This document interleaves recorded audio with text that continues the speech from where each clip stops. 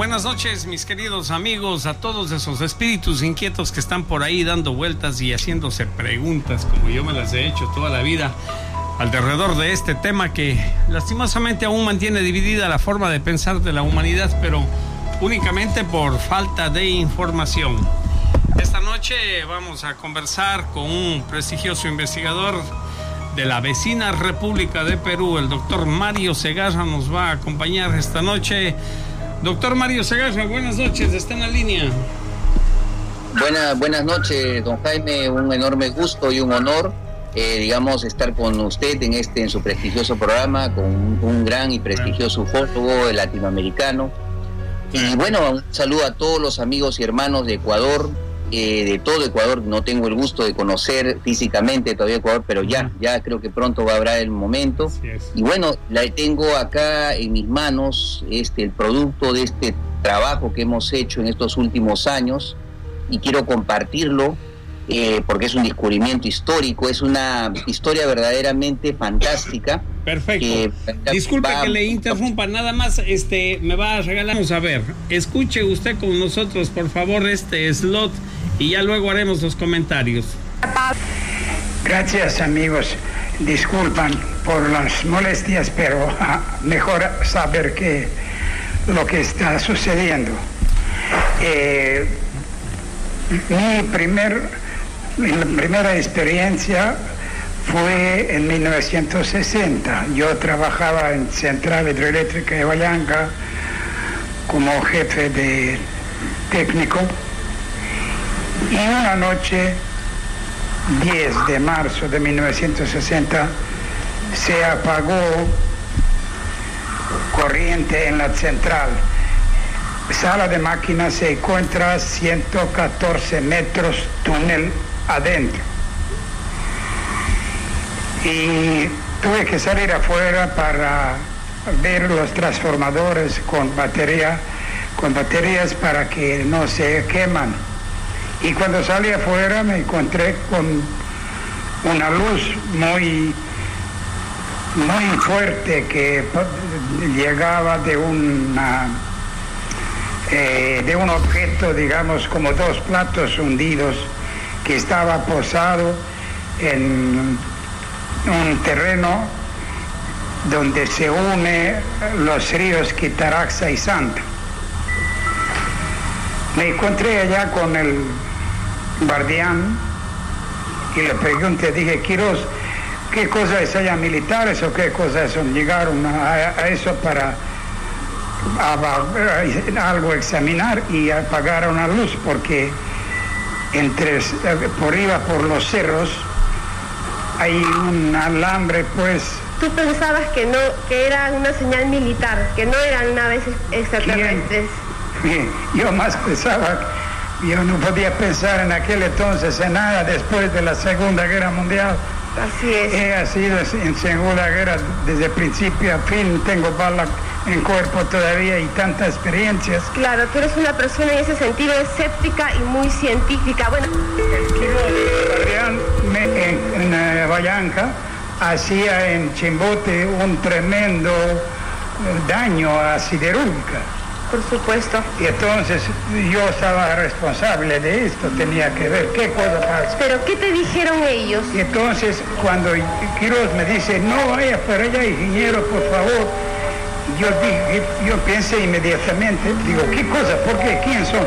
Son extraterrestres, pues, esos de planeta Apo que siempre viene donde nosotros, que nos ayuda, que nos enseña, que nos cura. A mí eso me sorprendió tan tremendamente porque dije, ese hombre está borracho y está ahí en un lugar tan delicado que apagar una válvula puede quemar todo. Le dije, Quiroz, siéntate allá en esta piedra y no te mueves de ahí hasta que yo regrese. Si te moverás, serás despedido. Sí, ingeniero, me dice, pero casi llorando. Yo proseguí así allá donde estaba aparato ese que brillaba, que daba luz a toda la región, y en camino a unos 100 metros más allá me encontré con dos personas que iban hacia entrada de Central. Me saludaron en mi idioma vestían así.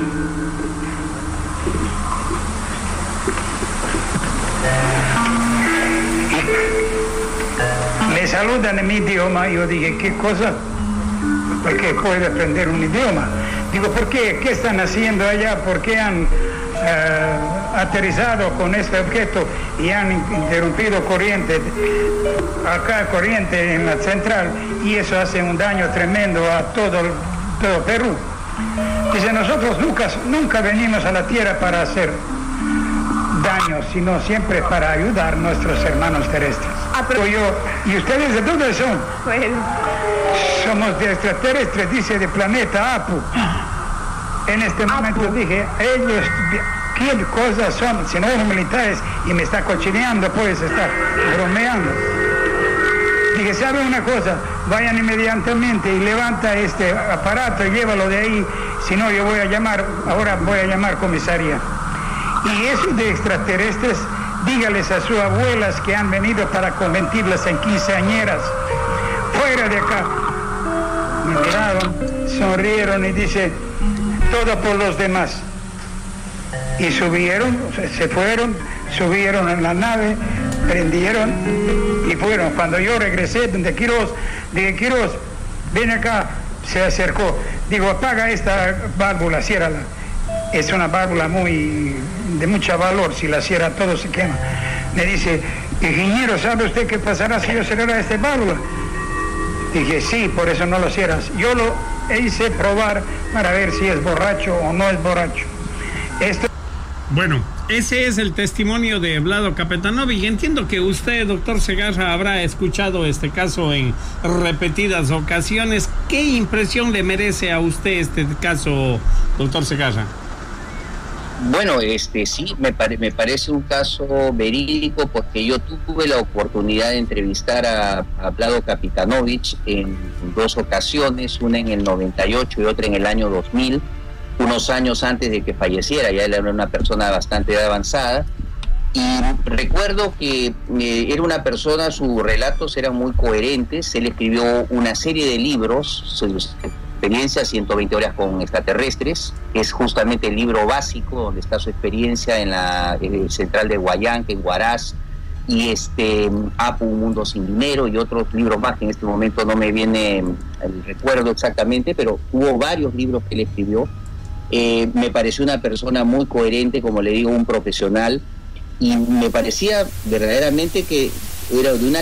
El caso del comandante Banyu se relaciona, yo pienso que tiene una relación, sí, ese caso, el caso de totalmente de acuerdo con usted. Así es, y yo creo que incluso el gobierno militar de ese entonces en Velasco tenía, al parecer, una predilección por investigar este tipo de casos en la sierra y costa del Perú sobre contactos extraterrestres. Sí. Tan es así que el gobierno de Velasco, hasta donde tengo entendido, quiso crear una comisión secreta de investigación de estos fenómenos a raíz de la visita de este extraterrestre Banyu. Y yo, como le digo, el Perú es actualmente, como le digo, es un emporio de contactados. Incluso en el transcurso del programa yo le puedo revelar otro caso más de otro contactado que creo que no lo conoce en Ecuador, pero que vamos a ir hablando conforme avance el programa sobre otros casos interesantes sobre contacto extraterrestre en el Perú.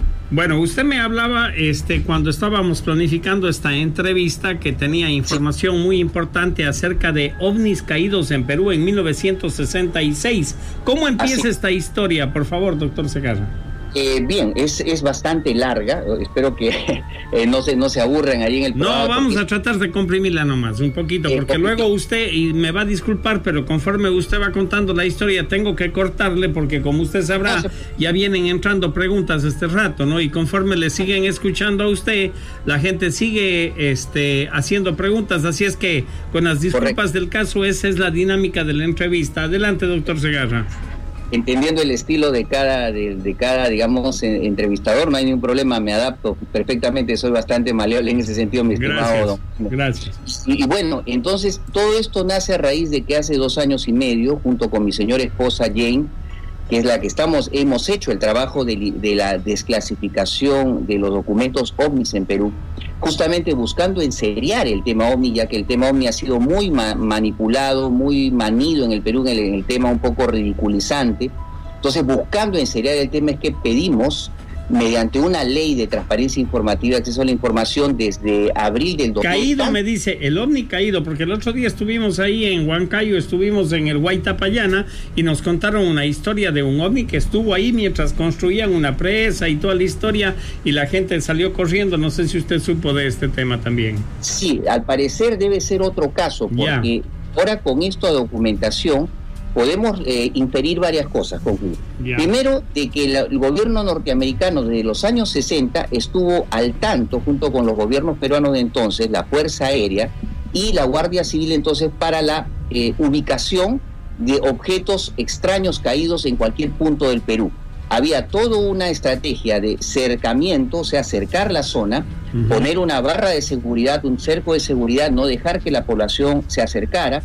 Luego, un operativo de limpieza, un operativo de recojo por parte de la Guardia Civil y la Fuerza Aérea, el transporte hacia el aeropuerto principal de Lima, y de ahí el transporte en cada uno de los objetos en un avión militar de los Estados Unidos hasta el Canal de Panamá, donde había una base, o hay una base de la Fuerza Aérea Norteamericana en Panamá, y de ahí cada objeto fue derivado a los cuarteles de la NASA en Greenville, Maryland, ¿no? Entonces, hay esta información que nosotros ya la hemos publicado acá en Perú y en algunas partes de Sudamérica. Aquí dice, el pasado 18, es una pregunta de un radio escucha, dice, el pasado 18 de octubre será del año pasado, pues no, dice, la Fuerza Aérea del Perú, la FAP, reactivó una oficina destinada a investigar el avistamiento de objetos voladores no identificados. Dice, esta inicialmente fue... Que esta reactivación ha sido forzada por la documentación que nosotros obtuvimos del presidente Ollanta, de la misma Fuerza Aérea, del Ejército y del primer ministro. Es decir, al darnos una información la Fuerza Aérea de que no tenían ninguna documentación, y luego aparece mediante también una fuente confidencial peruana de que existía un expediente llamado expediente 0007, cumplió con la ley constitucional de abrir los archivos OVNIs en Perú. Es decir, ahora se ha descubierto que en realidad se quiso tapar esta noticia porque implicaba una lesión grave de los derechos constitucionales, no del ufólogo Mario Segarra, sino del ciudadano Mario Segarra y posiblemente de los 24 millones de peruanos restantes. Es decir, ahorita el tema OVNI ya se ha denominado en tema político, porque justamente ya está en el cariz político este tema ufológico. Ya está. Mire, justamente hay, hasta donde la información que tenemos nosotros, don Jaime, es que hubo 3 Roswells peruanos. A ver. De los 2 primeros casos de cronológicamente hablando, ¿cuál sería el primero? El primero sería el del 66 de Cajamarca. El segundo sería el de Huancayo, el del año 67.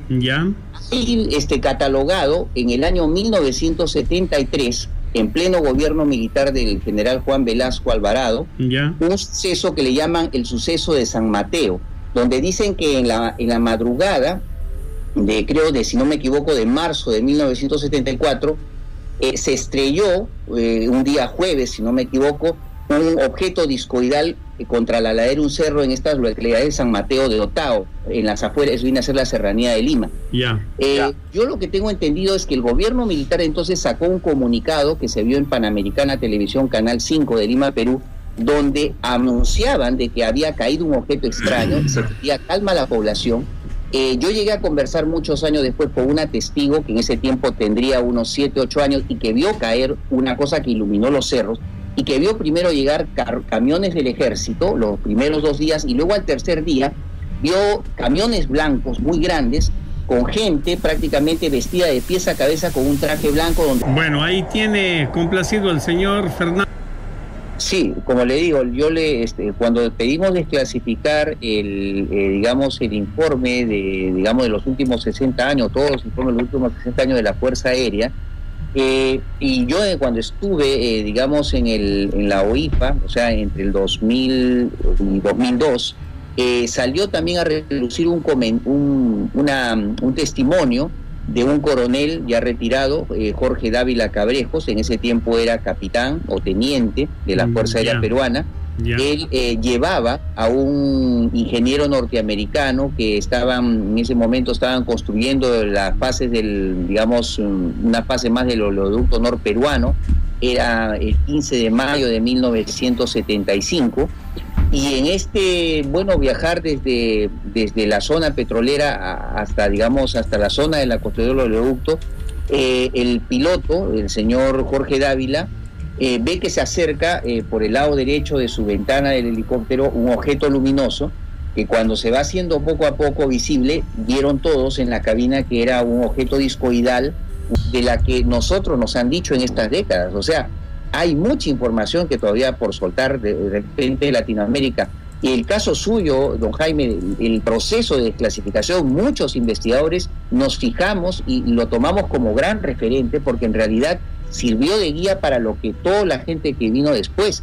Y justamente fue un poco la motivación que me guió a mí para hacer esta desclasificación en Perú. Por eso es que para mí es un honor y algo histórico para mí como investigador peruano presentarle estos casos emblemáticos y sobre todo históricos a usted por primera vez en su programa. ¿Cómo es al momento el tema de la aceptación? Aquí en el año 1982 la empresa Gallup hizo una encuesta para la revista Almanaque Mundial del Grupo Televisa, de gente a la que yo respeto y admiro, porque me parece extraordinario. Daniel, ¿viste? ¿Escuchaste ese testimonio? Sí, lo que me impresiona, cuando hablan de un avión espía, lo primero que viene a la mente es un avión ecuatoriano. Sí, pero no es un avión, no, o sea, está estático en el espacio. O sea, pensaba que era un aparato espía, ¿de qué? ¿De otra potencia? El techo de vuelo de estos Sukhoi es 45,000 pies, y este comandante se gastó la gasolina, fue a 60,000. Se gastó el combustible, por eso se rindió nomás. Aparte del miedo, el temor propio del ser humano. Bueno, doctor Mario Segarra, usted estará de acuerdo con nosotros entonces que estos testimonios son los que le convierten en autoridad a estos oficiales de la Fuerza Aérea, ¿verdad? Sí, definitivamente, solamente que, como le digo, la información que salió para que pudiera conocer el mundo salió del Departamento de Defensa en un documento que consiguió una asociación norteamericana, Civil Citizen Right to Know. En el año 83, cuando ellos logran sacar 5,000 documentos, uno de los documentos que era justamente lo que consiguieron era este caso de Óscar Santamaría, con lo cual denotaba que había habido una investigación secreta de la Fuerza Aérea Norteamericana sobre este caso. También quiero decirle, yo digo la CIA, ¿no? Yo digo la CIA está metida ahí. Así, y definitivamente, mire, hay dos casos más en el caso de Santamaría. Eso ocurrió el 8 de mayo, en las primeras horas de la mañana.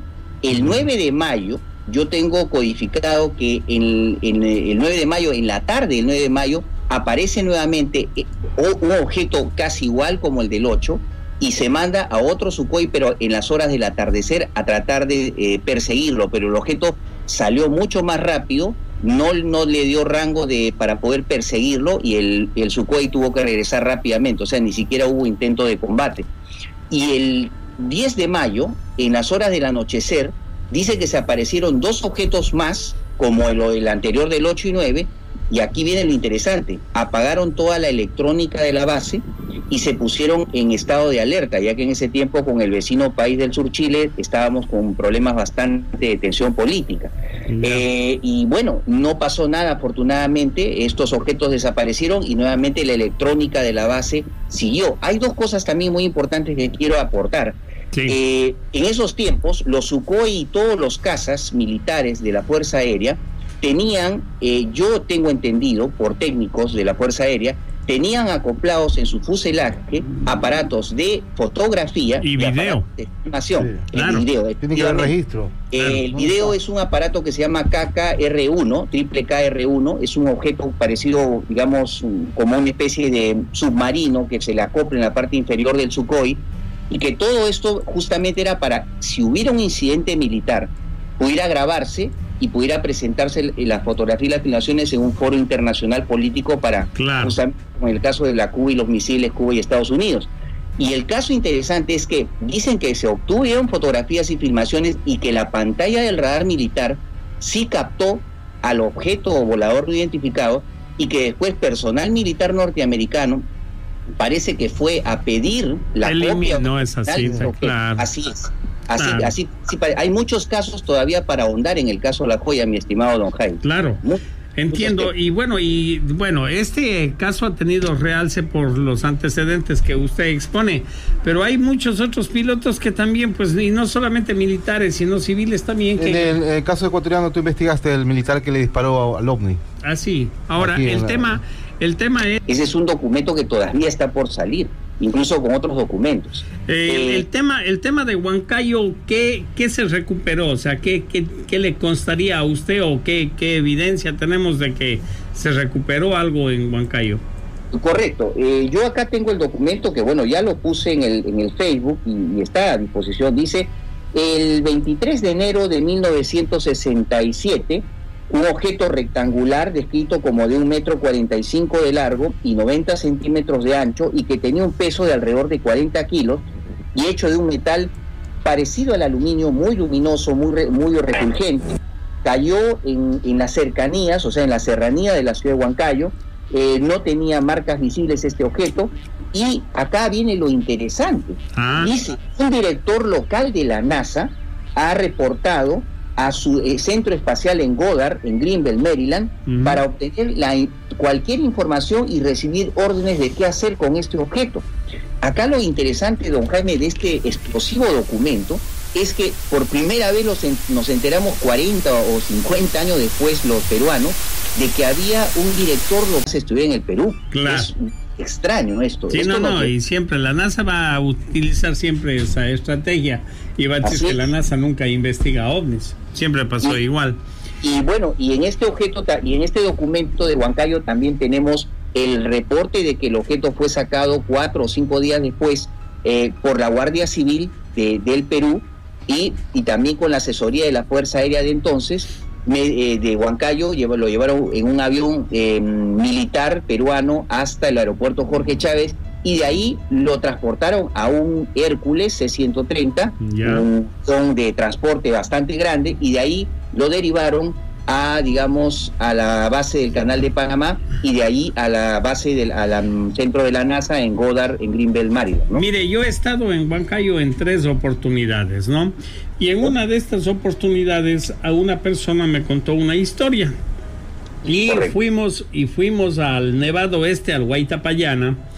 Y él me explicaba y me contaba, porque usted sabe que ahí a faldas de este nevado hay una laguna grandecita, y el alcalde había hecho una especie de licitación para que se haga una presa ahí, ¿no? Se haga una represa de agua y se canalice el agua para que baje a la ciudad.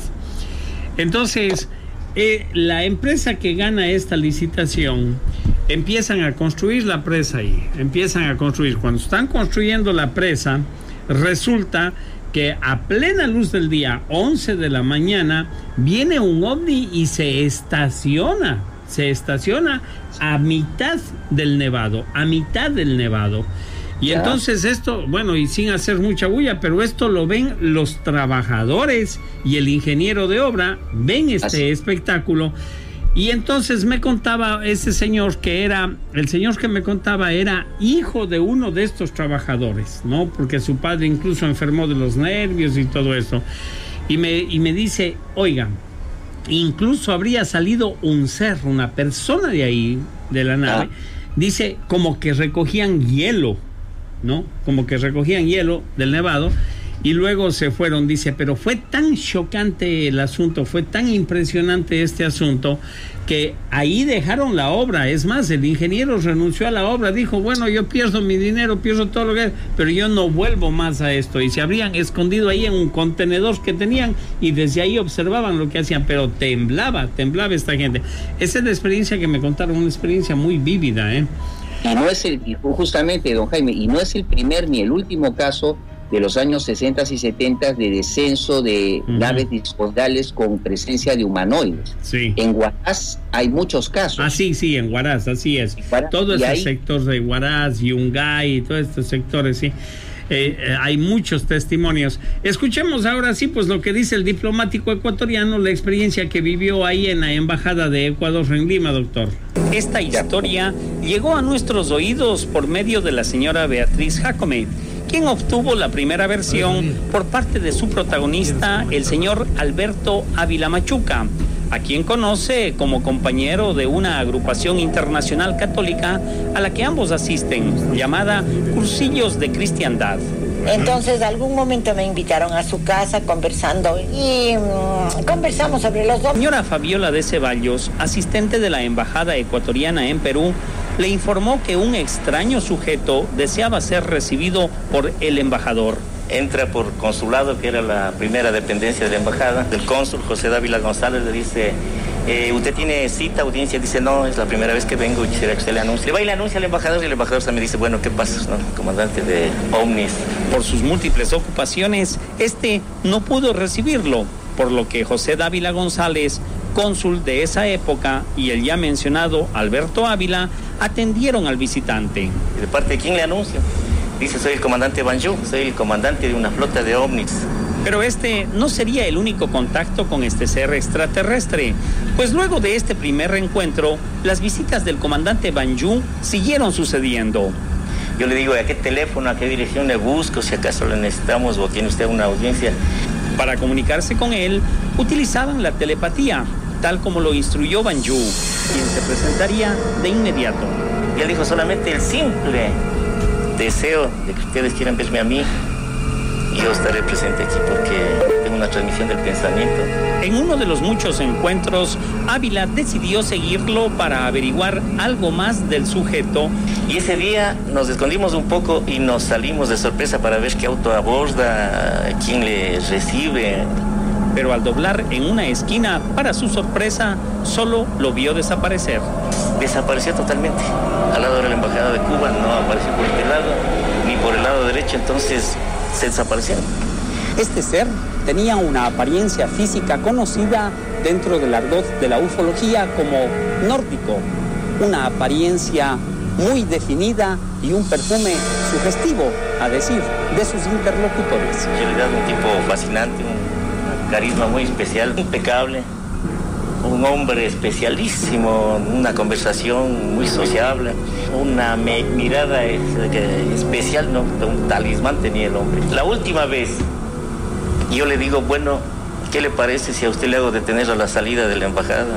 Y ahí me muestra uno como escapulario que tenía una televisión en miniatura de 4 caras. Y en una de esas me veo yo y él. Y en la vuelta me hace ver una cosa, eran unas como láminas que deben haber sido, él me dijo: son unas naves que se me están controlando, me están dando seguridad. Y estos somos los dos que estamos identificados arriba. Yo me quedé sumamente, me dio pánico. El diplomático Alberto Ávila Machuca sugirió al comandante Banjú que él tenía la posibilidad y el derecho de hacerlo detener en cualquier momento. Lo hizo esto para tratar de saber cuál sería la reacción de Banjú. Sin embargo, él le demostró que su tecnología era su mejor defensa. Luego los llevó fuera del edificio y les mostró sobre la embajada una de sus naves. Es una relampagueante, una luz color violeta con haces especiales de luz medias amarillas. Cortésmente, Banjú los invitó a subir a una de ellas, experiencia que por temor rechazaron. Alberto Ávila le preguntó a Banjú sobre el objetivo de su visita.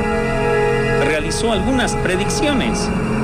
Algunos de sus avisos fueron: un problema con el petróleo de ustedes, un terremoto en Ecuador, va a haber una mortandad en Perú, va a haber un cambio de gobierno el 5 de octubre del 73, nos dio la fecha, y en Perú va a haber un terremoto que se dio cuando desapareció Huaraz, murieron 45,000 personas, el terremoto que vivimos de ahí.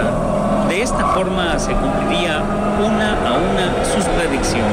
Al pie de la letra.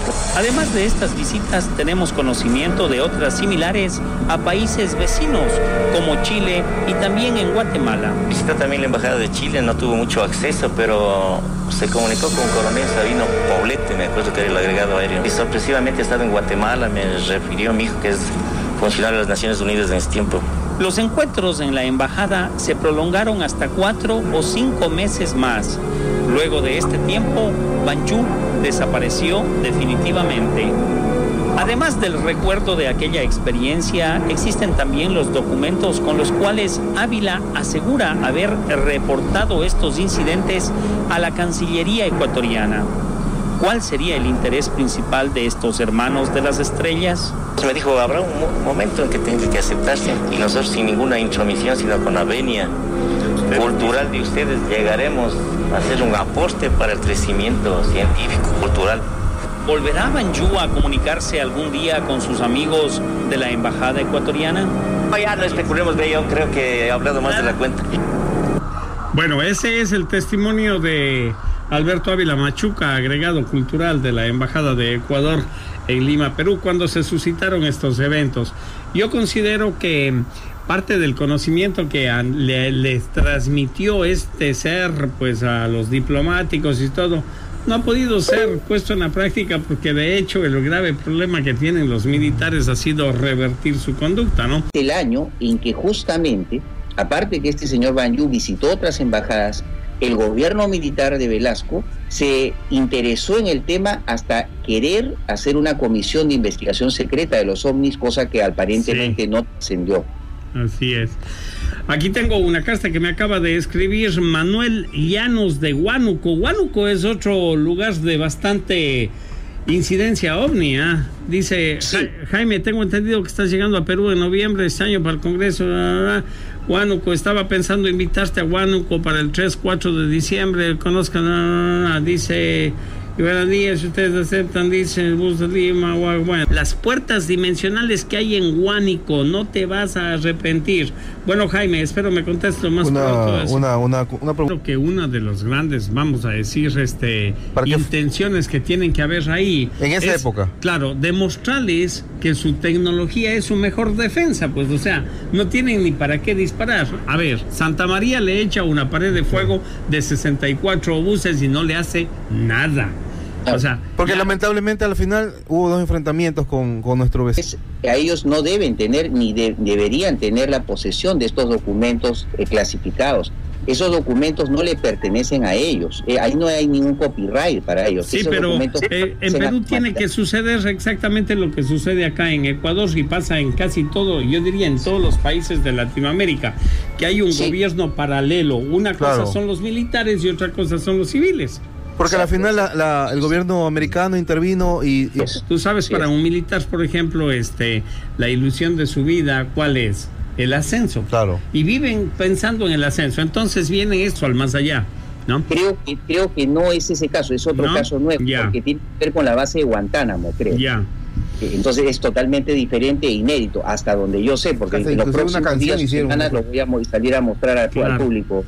Claro, ellos le saludan y le dicen Apu Taitico, Apu Taitico, Apu. ¿Por qué usan ese término Apu? Es muy interesante, ¿ah? Esto correlaciona con la historia de los seres, de dónde provenían los seres que visitaban a Vlado Kapetanovic. Claro, o sea, hay, mire, en las leyendas, sobre todo en la zona del lago Titicaca, de la Lima, del planeta Venus.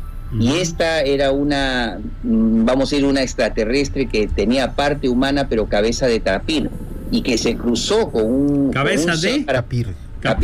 Ya. Y podría ser, digamos, también una analogía de algún tipo de traje con algún conducto de oxígeno, no lo sé, de repente, ¿no? Con algo así como los capas japoneses, ¿no? Y entonces probablemente se juntó, o sea, hubo un cruce genético con una zona, digamos, aborigen de ahí de la zona del altiplano, y dio origen a esta famosa raza de los uros, los cuales decían tener la sangre de color negro, no rojo, ¿no?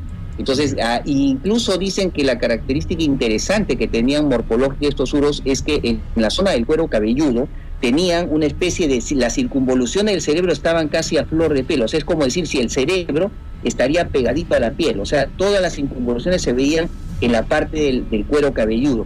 Esta es una característica física que no se ha visto en ninguna otra raza terrestre que yo sepa en el resto del mundo, ¿no? Y esto es un misterio que todavía está por ahondarse y descubrirse, mi estimado don Jaime. Claro. Es que vinieron desde lo más alto, dejaron una huella de conocimiento en la humanidad y prometieron volver para completar su obra, ¿no? Entonces yo pienso que nosotros estamos en el transcurrir de esa obra, tratando de descubrir justamente nuestro origen. El famoso eslabón perdido, don Jaime, no está en la Tierra, está allá arriba. El gran Francis Crick, el descubridor de la cadena del ADN molecular, dijo pocos años antes de morir que para él era perfectamente factible de que una raza extraterrestre vino hace millones de años y manipuló el ADN del ser humano para convertirlo en lo que es justamente la imagen y semejanza de ellos, ¿no? De acuerdo, lo dice en su libro La vida misma. Estoy de acuerdo, sí.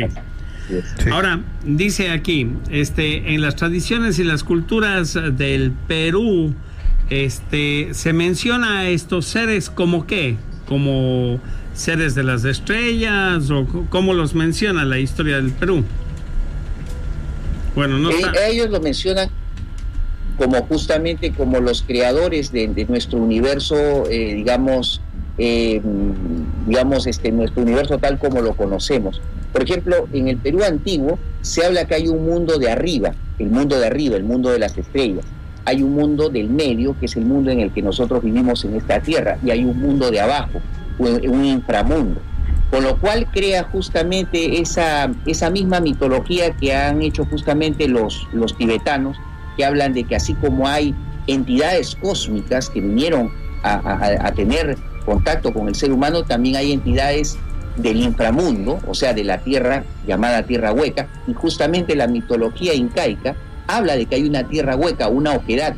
La leyenda de los hermanos Ayar, que es una leyenda paralela de Manco Cápac y Mamahoyo, habla de que estos 4 dioses salieron de cavernas en la cordillera de los Andes, justamente a traer conocimiento al mundo, y luego uno de ellos se convierte en piedra y los otros simplemente regresan a por donde vinieron, a esas oquedades subterráneas. Ahí hay una relación, por ejemplo, con las antiguas ecuatorianas, la famosa cueva de los tallos, que es uno de los temas que más me ha fascinado a mí desde el principio de mi carrera de ufólogo, eso de ver a Neil Armstrong dentro de las cavernas comandando un equipo, sacando no sé qué. Nunca estuvo ahí Neil Armstrong, o sea, fue una cortina de humo. Ahí los que estuvieron metidos fueron los ingleses que vinieron a robarse todo. Eso sí, eso hubo, y el caso de Jean Morix y del padre Crespo. Yo creo que sí. En Perú yo creo que ha habido algo parecido con este famoso caso de las piedras de Ica, que no sé si usted el doctor Cabrera lo logramos entrevistar a Cabrera. El tema es que, claro, siempre esto cae en la difamación. Siempre hay gente advenediza que sin investigar pues lo difaman, ¿no? O sea, yo creo que hay mucho de verdad en lo de Cabrera, que tal vez luego lo mezclaron y lo intoxicaron, puede ser, pero yo estoy de acuerdo con... Y más aún, yo le puedo comentar de que en las últimas investigaciones que hemos hecho sobre este caso de las piedras de Ica, parece que también en la época del general Velasco hubo una conspiración estatal, cultural, para justamente anular este descubrimiento. Y que esto fue hecho desde altas instancias del gobierno. Es decir, nuevamente la parte política, la parte cultural, digamos... Siempre, y los militares también. Pues. Exactamente, y metiéndose con este tema, y verdaderamente este es un tema que incluso merece un documental que los peruanos debemos ofrecerle al doctor Cabrero como un resarcimiento por su gran trabajo. Estamos seguros que lo vamos a hacer. Estoy de acuerdo. Yo sí creo que el tema del doctor Cabrera ha sido, pues, hombre, olvidado y no debería ser. Dice acá, ¿es verdad que en Machu Picchu los seres extraterrestres hicieron construcciones y vivieron ahí? O sea, bueno, ¿cuál es su impresión, doctor Segarra, del tema Machu Picchu? Yo pienso que ha habido, porque justamente hasta ahorita la fuente, o sea, digamos, de donde se sacaron las piedras, está a muchos kilómetros del lugar original de Machu Picchu. O sea, ¿qué logística, qué tipo de tecnología habrían podido utilizar los antiguos peruanos para traer esas rocas desde tan lejos? Claro, y aquí también están hablando de Sacsayhuamán o Yaltaitambo y todos estos lugares enigmáticos donde hay justamente piedras gigantescas, ¿no? De toneladas y toneladas. Cuando yo vi el documental Mirlo Rojo de JJ Benítez, que creo que usted lo comentó años atrás en algunos de sus documentales, no sé, cuando hace el descubrimiento Neil Armstrong y bueno, y toda esta gente de la NASA, de estos monumentos antiquísimos en la Luna, la forma de las ventanas trapezoidales y sobre todo los croquis que después Benítez mostró en algunos de sus libros sobre este descubrimiento, al parecer tienen un parecido extraordinario, lo que había en la Luna, con la fortaleza de Sacsayhuamán y las ventanas trapezoidales de Machu Picchu. que me da, digamos, a una hipótesis de que podría haber una conexión entre esa raza selenita que creó esas construcciones. Y ojo, desde los años 50 ya incluso hasta la ex Unión Soviética había descubierto en el lado oculto de la Luna esas construcciones parecidas a las de Machu Picchu, se llamaban, pero en el lado oculto de la Luna. Ahora sabemos que en realidad hay una conexión cósmica. Dice que la NASA ha fotografiado líneas de Nazca en Marte. Yo pienso que hay una conexión global en el universo de todos estos, centros arquitectónicos. También tenemos que tomar en cuenta que todos estos monumentos no fueron construidos al azar, sino en emplazamientos de alto poder magnético. Entonces, eso, ¿de dónde vino ese conocimiento? Eso todavía no lo sabemos. De acuerdo, sí. Bueno, siempre nuestra historia está impregnada con la visita de los señores de las estrellas. Sí, unas preguntas tenía aquí. Se impresionan por la historia de los aviones desaparecidos, ¿no? De los caza. En la zona de... Esta señora tuvo la interés de decirle: yo tenía 2 secretos con mi esposo, que nadie lo ha sabido. Tiene usted que decirlo. Y le dijo los 2 secretos. A partir de ahí la señora creyó de que era su esposo, y le dijo: ¿dónde están usted? ¿Dónde estás tú en primer lugar? Dijo, se oía las voces entrecortadas, y al parecer esta persona que decía ser su esposo le dijo que estaban vivos todos los pilotos y que habían sido secuestrados por extraterrestres y que estaban en una base subterránea en la Antártida, y decía: si quieres saber algo de lo que pasó con nosotros, busca el tema de la isla Friendship. Friendship, sí. Ahí hay un caso que todavía tenemos que ahondar. Si algo de la isla de Friendship tuvo que ver con el tema de los aviones desaparecidos, habría que ahondar en ese tema. Es un tema abierto todavía, mi estimado don Jaime. Claro que sí. Sí, hemos revisado eso varias veces en Chile. Bueno, aquí dice, y tenían mucha relación también con el oro. A estos seres extraterrestres siempre les interesó el oro, dígale. Del templo solar. Se decía internamente de oro, y había un gran disco solar de casi, creo, si no me equivoco, 20 metros de diámetro, con piedras preciosas y semipreciosas. Esto fue justamente expoliado por el conquistador Pizarro y sus huestes. Fundieron todo, se llevaron, pero dicen la leyenda que los remanentes del ejército incaico y los remanentes de la nobleza inca ocultaron otra gran cantidad de estos tesoros dentro de los cerros, donde dicen que hay galerías subterráneas. En la década de los 50, en el Cusco, en la catedral, lo que fue justamente construida el templo de Santo Domingo sobre lo que antiguamente fue una fortaleza, un templo incaico, dicen que se encontró una galería subterránea, y 5 estudiantes universitarios de la Universidad San Antonio Abad se metieron a esa galería, aparentemente sin preparación espeleológica, porque la espeleología recién a partir de los 70 comienza a ser una especialidad, y se perdieron, dice. Nunca se les volvió a encontrar, salvo uno que se le encontró, dice, un año y medio después, en la zona de la cordillera, del Cusco, de la zona del Urubamba, saliendo de una cueva. Pero esta persona, que había entrado de una edad más o menos de 25 o 24 años, salió prácticamente con el pelo blanco, o sea, casi convertido en un anciano, y habían dicho que habían visto una especie de un universo diferente, donde la luz era de color verde, habían animales muy extraños y gente muy extraña que tenía una coloración de la piel de color verde.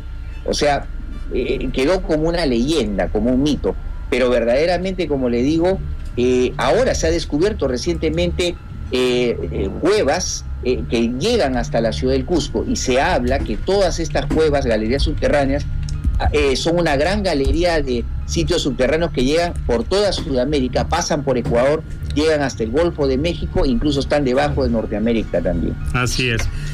Bueno, doctor, la verdad se nos va acabando el tiempo, sesión muy amena. Aquí están pidiendo varias personas que dé sus correos, que dé su página web para comunicarse con usted, página etcétera. Facebook, así es que le agradecería, pues, con sus palabras finales, que las dé despacio para que la gente pueda copiar todas estas referencias electrónicas a través de las cuales pueden contactar con usted, por favor. Cómo no, don Jaime, muchísimas gracias. En primer lugar, agradeciéndole por esta, para mí, histórica entrevista. Gracias por esa deferencia a este hermano y colega ufológico latinoamericano, sudamericano.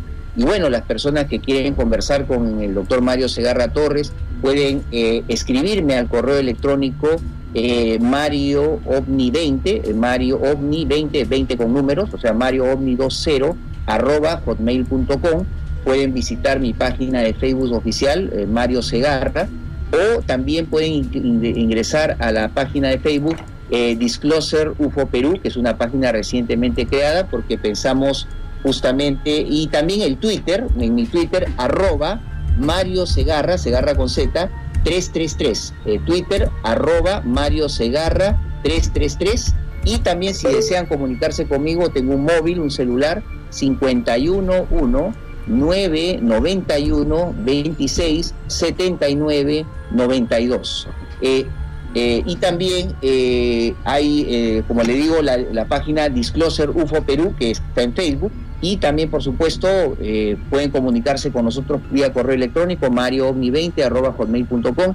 Yo agradezco, don Jaime, por esta oportunidad excelente para mostrar. Tengo muchos documentos para mostrar más, y esperamos un saludo a todos los hermanos ecuatorianos. Estamos tan cerca geográficamente, estamos tan cerca, digamos, en la parte de la historia, de la arqueología, de la antropología y de la vida cotidiana de Latinoamérica, y yo pienso que ojalá algún día estaremos por allá con los hermanos ecuatorianos dando unas charlas de nuestras vivencias y experiencias de trabajo, de estos 25 años de trabajo ufológico. Bueno, pues es muy probable que así sea. Aquí preguntan, ¿y no tiene Facebook? Dice, ¿no tiene Facebook? Sí, tenemos Facebook, justamente. A ver, ponga su Facebook, díganos. Facebook es Mario Segarra, lo pueden buscar en Facebook. No sé, digamos, en este momento voy a ponerlo...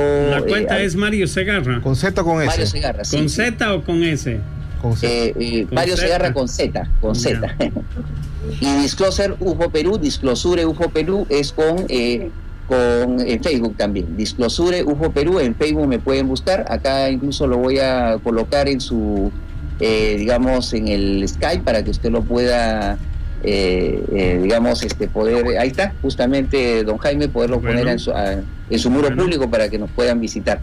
Bueno, muchísimas gracias por esta oportunidad, y en cualquier momento a sus órdenes para cualquier información y novedad, y estaremos dándole cualquier información y novedad sobre futuros expedientes ovnis que vayan saliendo. Y como les digo, hemos dado un paso histórico al revelar estos expedientes. Una investigación civil independiente ha revelado la información que justamente teníamos. Hay expedientes de ovnis caídos en Perú y van a seguir saliendo más probablemente. Aquí dice, dígale a su invitado que no desmaye con la investigación, porque es necesario ir revelando todo lo que nos han mentido estos militares. Bueno, no solo los militares, también los civiles. Gracias, doctor Segarra.